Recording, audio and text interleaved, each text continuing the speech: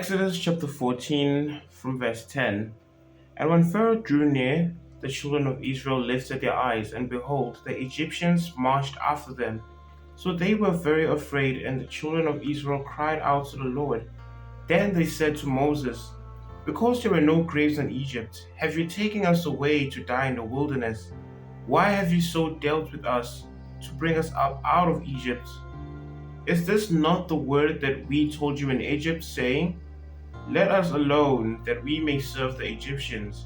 For it would have been better for us to serve the Egyptians than that we should die in the wilderness. So many times in our personal lives, we have challenges or problems that try to sway us up and down, sway us around. We have clearly seen the signs and wonders that God has done in our lives, but we have forgotten all those, or rather, we do not trust God enough to take care of the situation.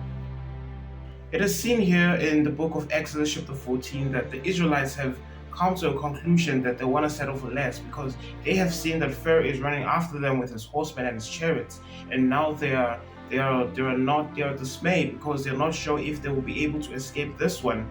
They saw the escape as a suffering going into the wilderness, and now they are complaining to Moses, why have you taken us out of Egypt? Why didn't we just remain there? Because we don't want to suffer out here.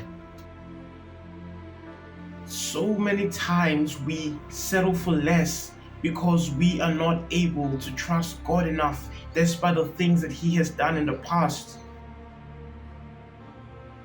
Now, for Moses' response, back in verse 13, and Moses said to the people, do not be afraid. Stand still and see that the salvation of the Lord, which He will accomplish for you today. For the Egyptians whom you see today, you shall see again no more forever. The Lord will fight for you, and you shall hold your peace. And the Lord said to Moses, why do you cry to me? Tell the children of Israel to go forward, but lift up your rod and stretch out your hand over the sea and divide it. And the children of Israel shall go on dry ground through the midst of the sea. Times get tough, and we get to the point where we want to settle for less. We forget all of the things that God has done for us in our lives, which is why it is important that you count your blessings and name them one by one. Thank God for all of the things that He has done for you. When a storm arises, when a challenge arises, remind yourself of how good God has been. Remind yourself that He will always be good. Remember all of the promises that He has made to you personally. Remember all of the promises that He has made to you through His word.